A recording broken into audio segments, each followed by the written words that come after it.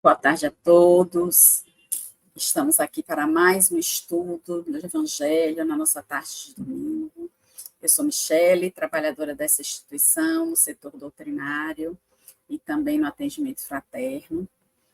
E estamos aqui hoje para dar continuidade ao nosso estudo do Evangelho. Mas antes de mais nada, vou sugerir que peguem um copinho de água para frutificar, se assim o desejarem, peguem o seu evangelho, que possam acompanhar o nosso estudo, porque o nosso item hoje será um pouco extenso, e vamos fazer uma breve oração para dar abertura aos nossos trabalhos. Vamos fechar os olhos, quem assim o desejar, sintonizando com o Mestre Jesus e com os benfeitores espirituais, que tão amorosamente conduzem os trabalhos da nossa casa no plano maior.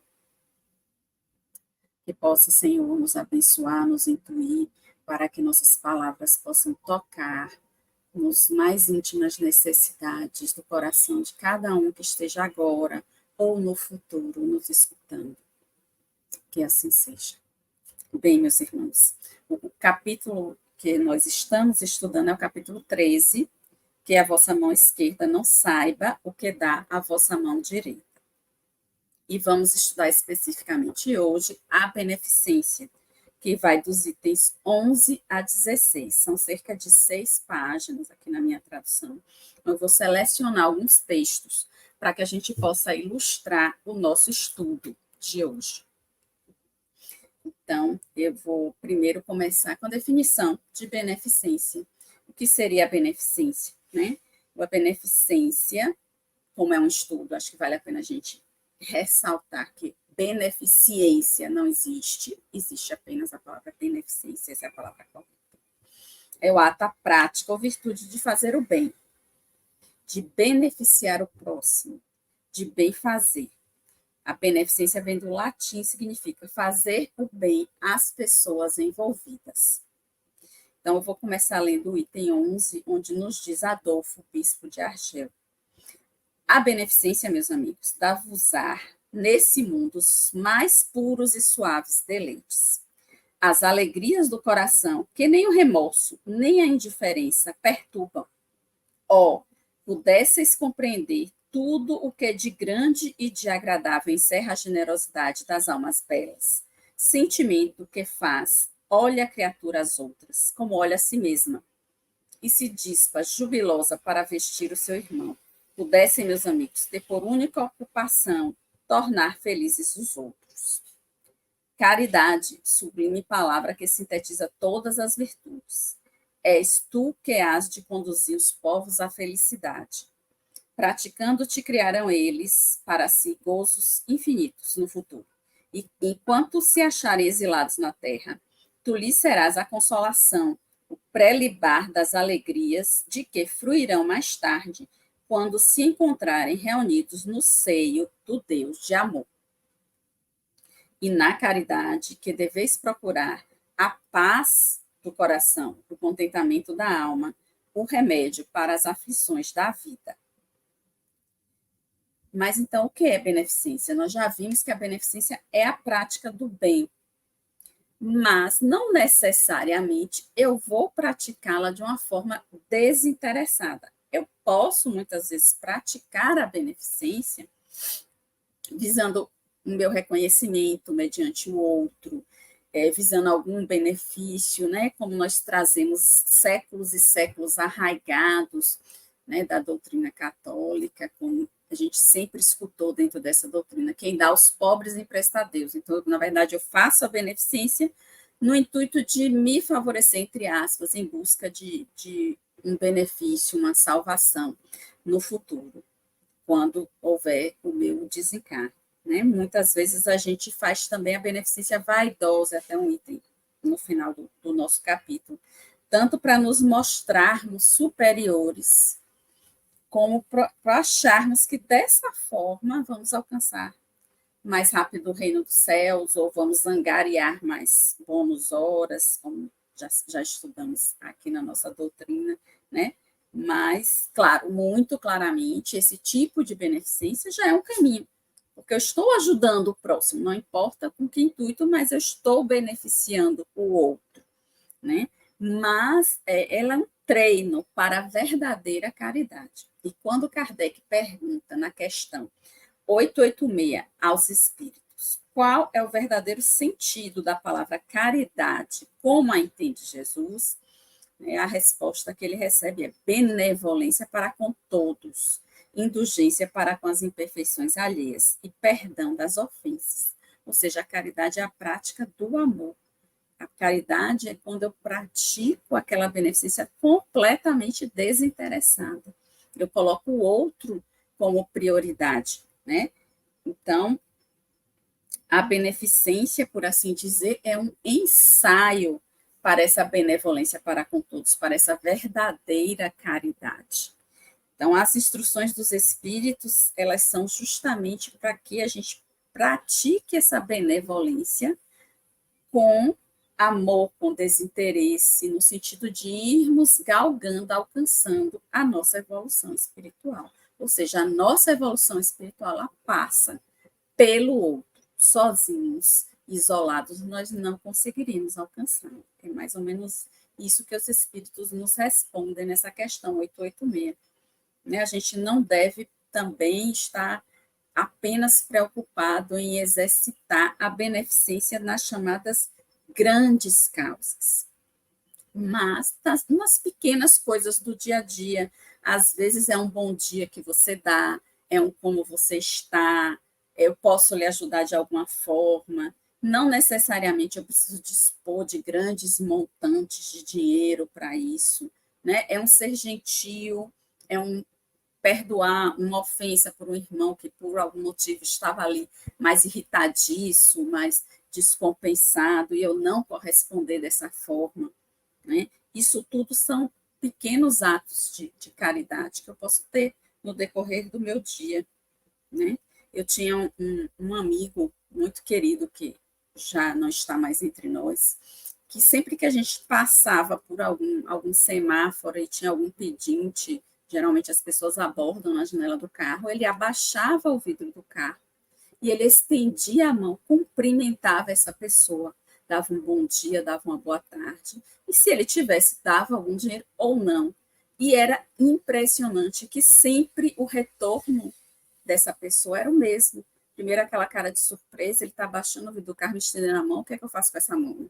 E segundo, o acolhimento que ele recebia, independente dele ter ou não um valor material para dar para aquele indivíduo, a pessoa saía dali extremamente gratificada, porque ele o reconheceu como um ser humano, como um indivíduo. Eu, na minha limitação de espírito extremamente imperfeito, e enquanto profissional da saúde, já começava a imaginar o quanto de micróbios tinham naquela mão, que eu jamais conseguiria fazer isso, na minha imperfeição. Mas para ele era um ato natural. Ele só me olhava, sorria, passava a mão na calça, como se estivesse a limpar, e continuava a dirigir. Aquilo se tornou um hábito para ele. E o que pensar ainda se, além disso, ele parasse o carro juntamente com o filho ao lado de uma favela, um carro cheio de comida, cheio de alimentos, e subisse para distribuir e para ajudar no que fosse preciso aquelas pessoas. Isso, no nosso imaginário, pode parecer um absurdo, mas Kardec traz exatamente essa situação neste capítulo, no item 4, quando ele coloca, né, sobre os infortúnios ocultos, a rica senhora e a sua filha. Quem é esta mulher de ar distinto, de traje tão simples, embora bem cuidado, que traz em sua companhia uma mocinha tão modestamente vestida, entra numa casa de sórdida aparência, onde sem dúvida é conhecida, pois à entrada saúdam respeitosamente. Aonde ela vai? Sobe até a mansarda, onde jaz uma mãe de família cercada de crianças. A sua chegada refugia a alegria naqueles rostos emagrecidos. É que ela vai acalmar ali todas as dores, não todas as dores, meus irmãos, não só físicas, mas as dores espirituais também. Traz o de que necessitam, condimentado de meigas e consoladoras palavras, que fazem que os seus protegidos, que não são profissionais da mendicância, aceitem o benefício sem corar. Quantas vezes a gente vai dar uma ajuda que seja, né, uma chamada esmola, e sequer olha para a cara da pessoa. A gente simplesmente joga aquele dinheiro ali, segue adiante, entrega um pão, entrega uma sopa e vai embora. né? Isso, na verdade, a gente pensa que não, mas está magoando profundamente aquele que recebe, porque ele o recebe, porque primeiro ele precisa, porque a fome não espera, mas ele o recebe humilhado, porque ele não foi tratado sequer como uma pessoa que merece o seu olhar, o seu bom dia ou o seu aperto de mão, como fazia o meu amigo, né?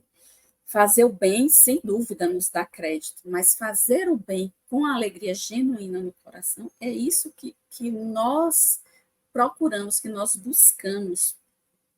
Essa é a diferença entre a beneficência, que é o fazer o bem, e a caridade, que é o fazer o bem com alegria, com desprendimento.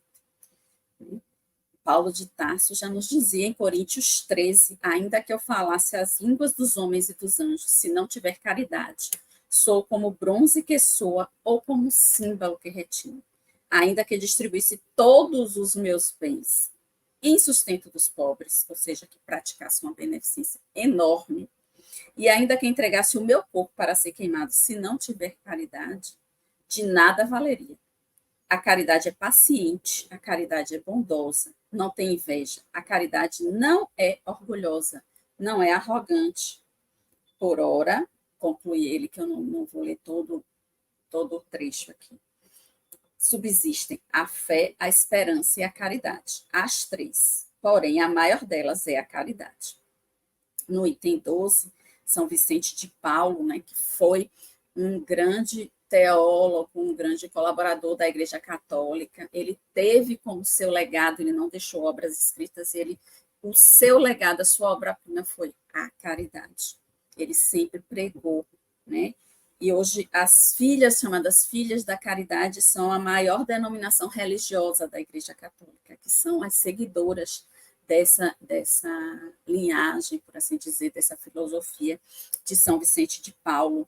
Ele sempre acreditou no compromisso com os mais humildes e levar o evangelho para essas pessoas mais humildes, mais carentes, né?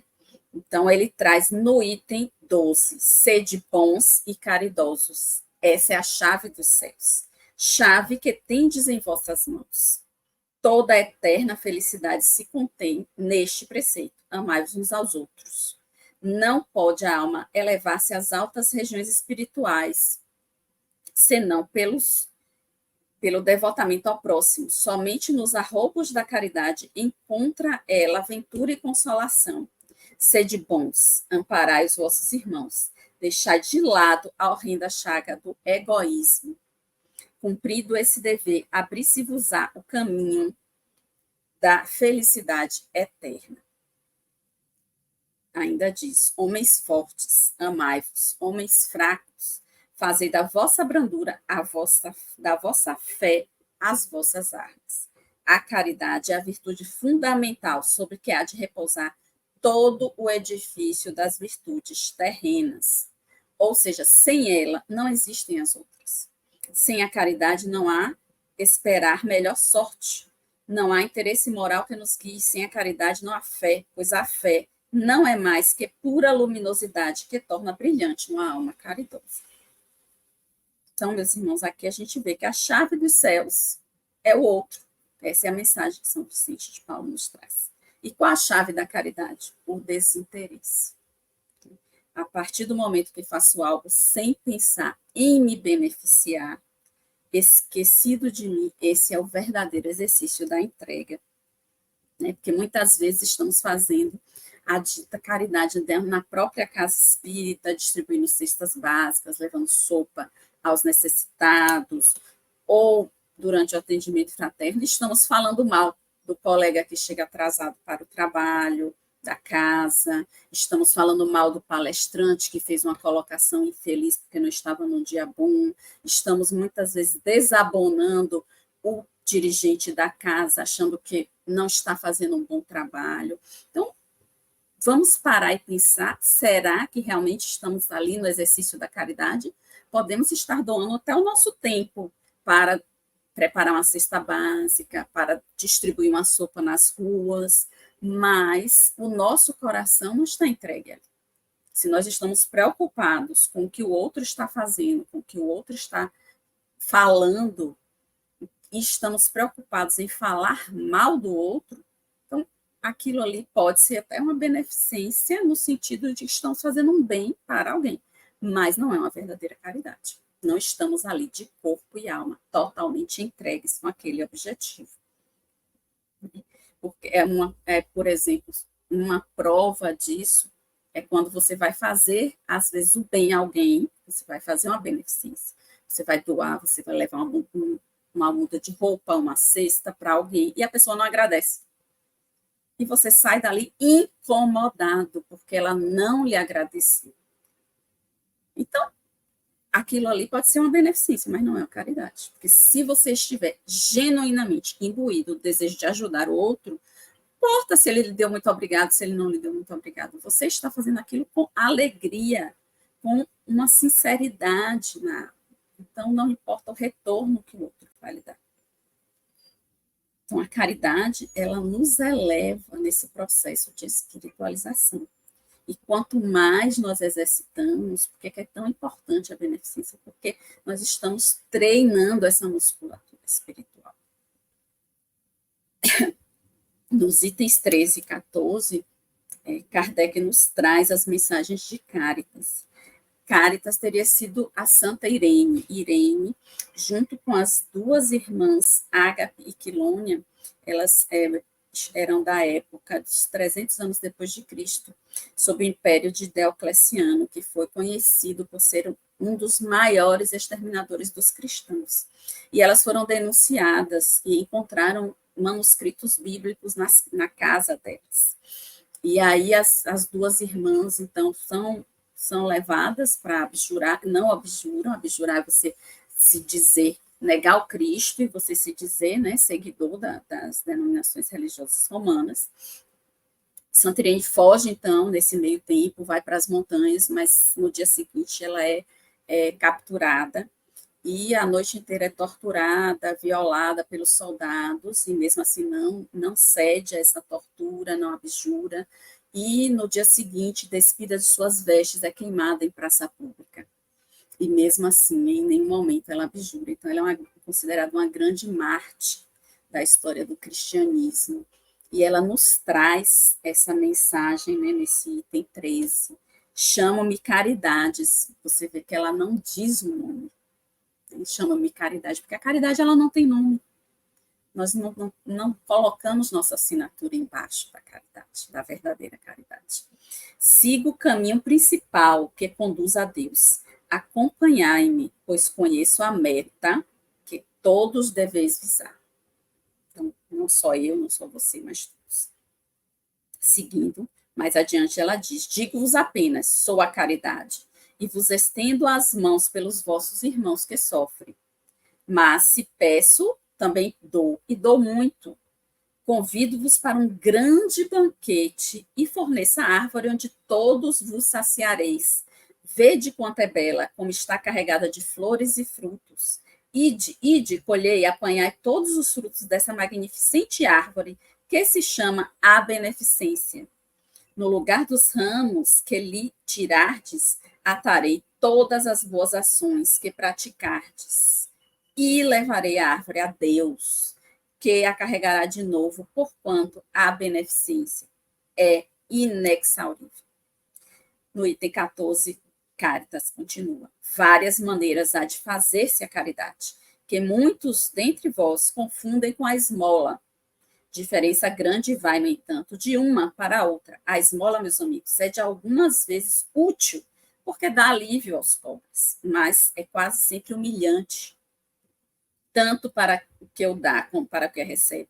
A caridade, ao contrário, liga o benfeitor ao beneficiado e se disfarça de tantos modos. Pode-se ser caridoso mesmo com os parentes e com os amigos, sendo uns indulgentes para com os outros, perdoando simultaneamente as fraquezas, cuidando não ferir o amor próprio de ninguém aqui. Mais uma vez, de encontro a nossa questão, né? 886. Então, com isso, nós vemos que ela descreve o quê? A esmola, na verdade, ela é um grito de socorro, mas o ideal é que o ideal nunca deixássemos o irmão chegar ao ponto de pedir esmola. Mas a gente sabe que a fome ela não negocia, a fome ela tem que ser resolvida naquele momento. Então, é muito importante, né, essa caridade material. Mas a beneficência é aquele socorro que ele chega antes do momento do irmão precisar pedir essa esmola. Né? E esse é o nosso dever enquanto sociedade. No item 15, que o Espírito Protetor nos traz: meus caros amigos, todos os dias ouço entre vós dizerem: sou pobre, não posso fazer caridade. E todos os dias vejo que faltais com indulgências aos vossos semelhantes. Então, eu não tenho dinheiro, não tenho valor material, mas eu posso, no meu dia a dia, fazer alguma coisa boa, né?